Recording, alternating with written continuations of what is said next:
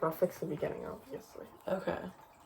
So, we're going to start with a trigger warning because some of the content in this video could be disturbing to some viewers. There's going to be content related to sexual assault, rape, murder, abuse, and anything along those lines. So if anything of that nature could be triggering to you, maybe you shouldn't watch this. Maybe. To start off, we're going to talk about what is MMIWG. It stands for Missing and Murdered Indigenous Women, and it's a movement that advocates for the end of violence against Native women. It also seeks to draw attention to the high rates of disappearance and murders of Indigenous women in North America, specifically Canada. A couple statistics would be that about 4 out of 5 Native women have experienced violence. Native women are about twice as likely than a white woman to experience violence, and Native women face murder rates 10 times the national average, even though they are a racial minority. Okay. So, during my research, I came across a podcast, and definitely a podcast to look into. It's called All My Relations, and the episode I watched was Protect Indigenous Women.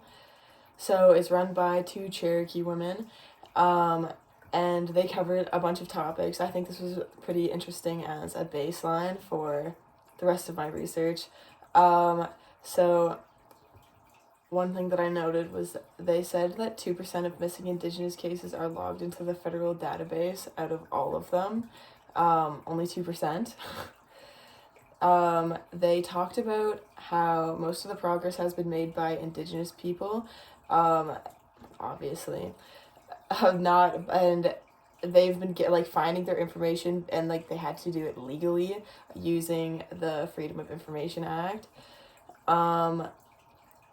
So I guess this podcast it covered topics that reminded me of that it should not be the Indigenous people's job to be finding this information, to be fighting this battle. As the minority, it's the privileged people need to be correcting privileged people. So yeah, that was the content of that podcast. It was an hour and a half long, and it was super interesting. Yeah, I kind of landed on to right here. It said that for America, because America sucks, that 5,000 reports of Indigenous women, including Alaska, have been reported, but only 116 were logged.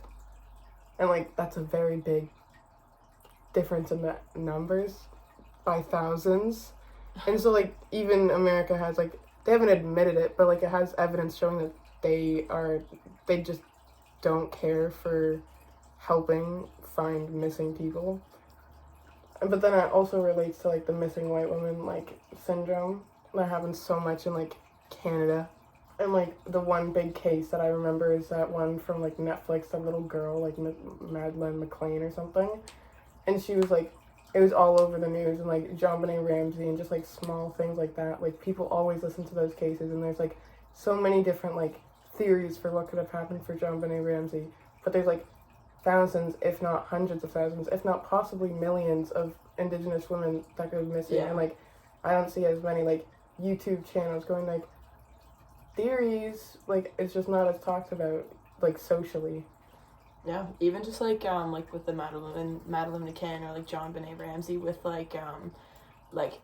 related to all of the children's bodies found at residential schools. It's JonBenet Ramsey goes missing, and there's a federal investigation, and there's YouTube videos of conspiracy theories about it now, and nobody seemed to notice thousands of children just disappearing, but one little famous white girl kind of got, I don't know. But on the topic of cases, there's a website called Taken the Series. It's a website that shows missing and murdered Indigenous women cases in Canada. So it's split up into different sections. So there's a section that shows how the top part, it's like shows statistics and like percentages for how likely Indigenous women are like how much more likely they are to go missing or be murdered compared to, and then there's like a whole bunch of different ethnicities, and it just like shows like the percent of how much more likely Indigenous women are to be like murdered or go missing. It also shows by province, so you can change the province and the ethnicity, so you can go through all of them. It shows, and then like if you scroll down, it shows how many missing cases there are that are unsolved, how many murder cases that are unsolved, and cases that are just totally unsolved. Like it's just like she's gone and like they didn't do anything about it. And then there's like the total cases, and as well as like helplines at the bottom and like places to call if you like have any tips or know anything. But yeah, you can watch it all live, and like because you can see like the numbers change. And Kat actually showed me this, and you like she was talking when she showed me it, she was talking about how like one time she was watching it and she like watched the case of, it was like the like number of missing cases go down one and like the murdered cases go up one at the same time. It was, yeah, but it's a pretty interesting website. Like it's like very informative, and like I wouldn't have found it without Kat. So yeah, that exists. I don't know why, but that kind of got me on to like thinking about how, what's one of the main reasons why like they're still missing. I feel like there's a lot of like foul play when it comes into like the government. Like obviously police have been like called out for not handling it properly, or like even with murder cases, like not handling the body or like the evidence properly so that it gets like tampered with. And like I always do feel like the frickin', what's it called, the one in like Yukon where they would just drive them out to the middle of nowhere and drop them off to like die. So and there's also like theories about how a lot of the missing like Indigenous women are trafficked because there's just such a high number of them. Obviously they're not just like disappearing. There's I'm pretty sure another huge reason why like this is such a crisis, and it's like kind of upsetting because it could be fixed so easily, but it's because more often than not, like reserves are in between like very far in between police districts, so like neither of like the police like stations or like I don't know groups like they feel like neither of them have to take on the case because it's just so far out of their district, but it, like both ways. So like an Indigenous woman goes missing or gets murdered, and it's just not in like a police district for them to have to do anything. Oh my god. But like that's upsetting because it would be so easy to fix. So yeah, we're talking about that in YLS.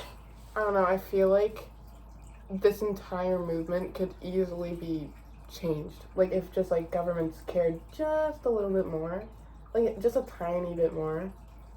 Like they can't just disappear. There has to be some sort of evidence. Like yeah. I don't know, like there's just nothing happening. Like how? Like recently there was that one case of the guy that like murdered somebody in like Curve Lake and then got off. Oh yeah, it's Selena. Yeah. He like, how? That's like that was crazy. They so Kat, that's when I was in YLS and Kat knew her. It was her boyfriend who had beat her until she was like literally comatose. She was in the hospital like dying. And like her family was around. They had like printed out stickers. I had one on my wallet and it was like a Justice for Selena sticker. And the reason they're printing them out was because he didn't get arrested. He literally didn't get arrested.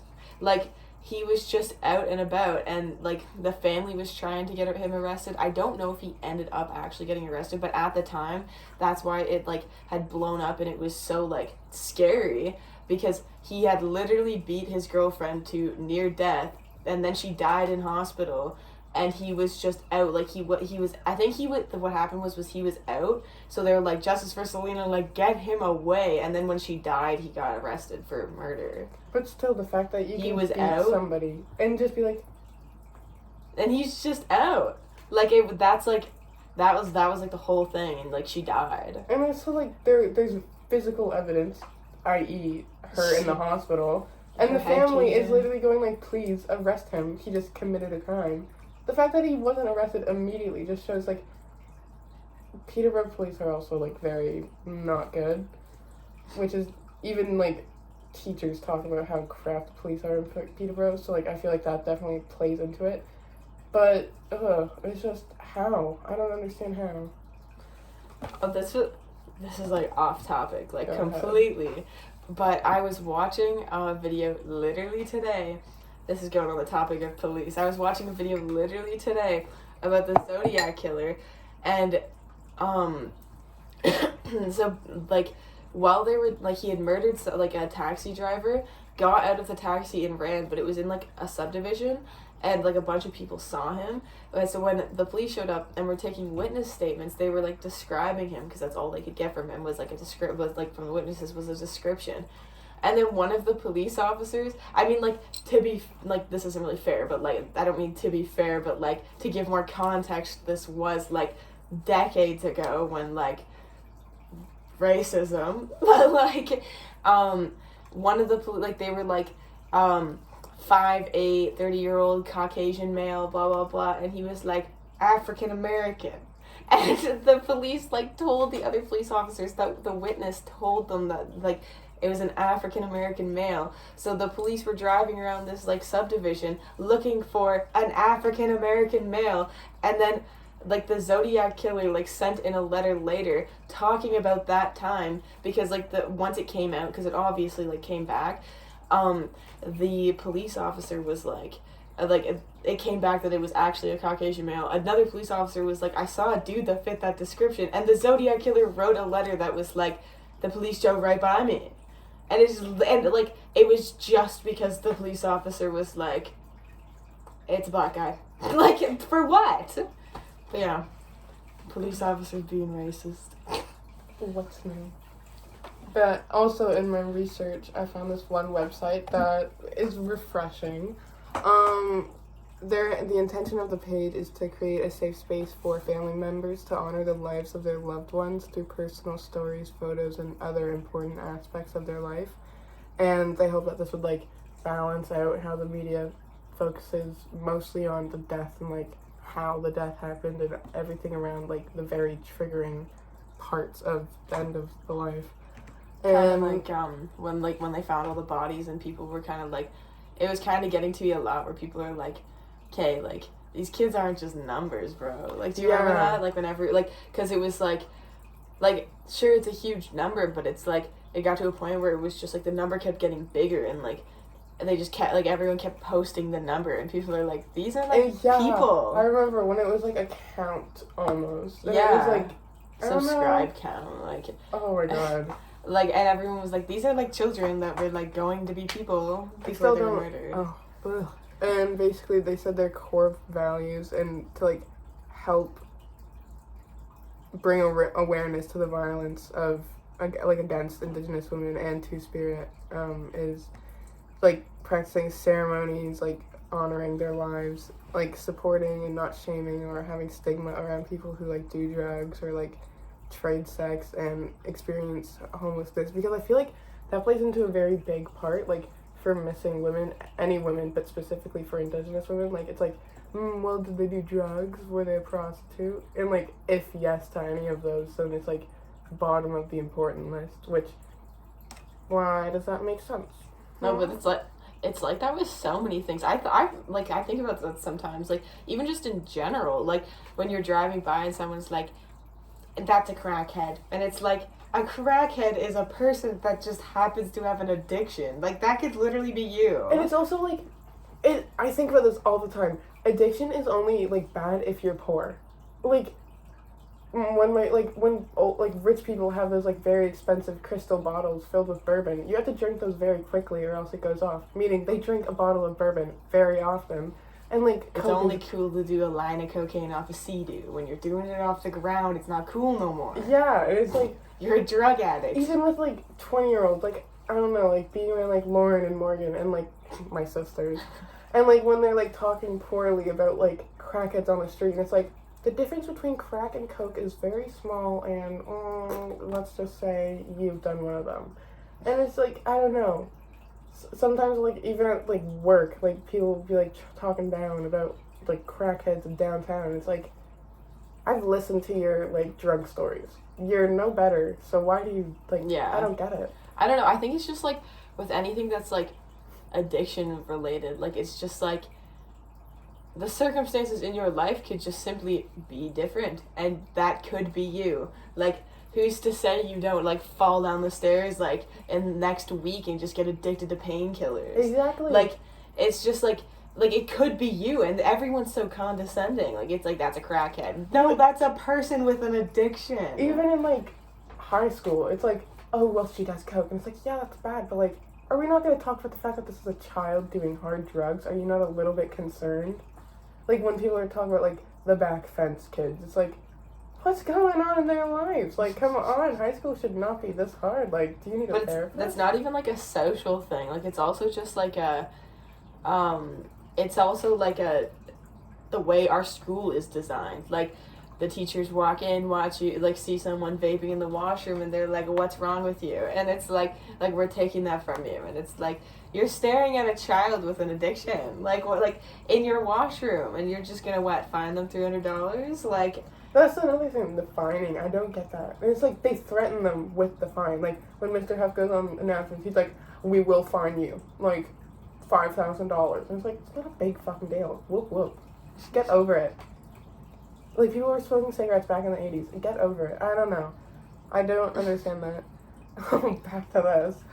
It goes, decolonizing gender and sexuality, and, like, unlearning homophobia and transphobia and understanding two-spirit and non-gender conforming people. And then changing the story, resisting shifting the blame onto victims, which I find a lot for Native people, like, Indigenous people, I mean. And it's just, like, randomly, like, blaming anything possible on them. Like, my mom with the water. It's like, well, they could, like, make it themselves with their money. It's like, when the fuck did I ever have to pay for plumbing for the city of Peterborough out of my pocket? My parents have said that too, where it's like, well, they were given a bunch of money, like, why didn't, like, but they decided to all take it instead of buying water. And it's like, did you have to pay for a water treatment plant? Did you have to build everything in your city ever? Like, no. Everything in your city ever. Like, they're like, build your own house, also build your own gas station, but it's not also even build like, your own school. And it's like... But it's not even like they were, like, it's not even like they were given money. Like, they it's just... were owed money. And it's like... They probably didn't even pay enough. Like, I've said this before, but it's like, let's say, like, your mom died, and she, like, inherited a bunch of stuff, and then someone was just like, why didn't you buy plumbing with that? Like, it's a little different, but it's your money. Like, it's like, that is yours. And then someone just being like, why didn't you do this with it? 'Cause it's mine? Like, if you, like, I don't know. Yeah, no, most of it is just talking about how we need to be more understanding and embrace life more. And just stop, like, pushing it to the side. Because this isn't, like, new. Like, this has been happening forever, since, like, literally Christopher Columbus. Yeah, that was part of the podcast. They were talking about how...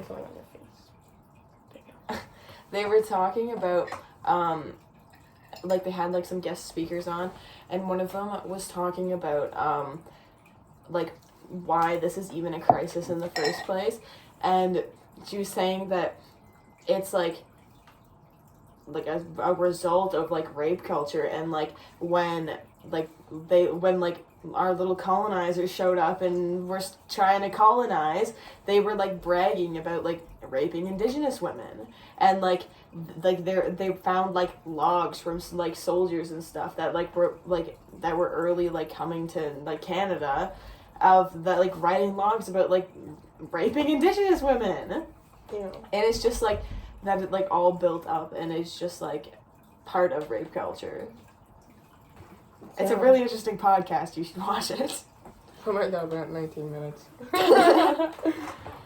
Well, we would like to end this off by saying the government of Canada is at fault. Everything bad in the world has happened because of France and England. And sometimes Germany. White people.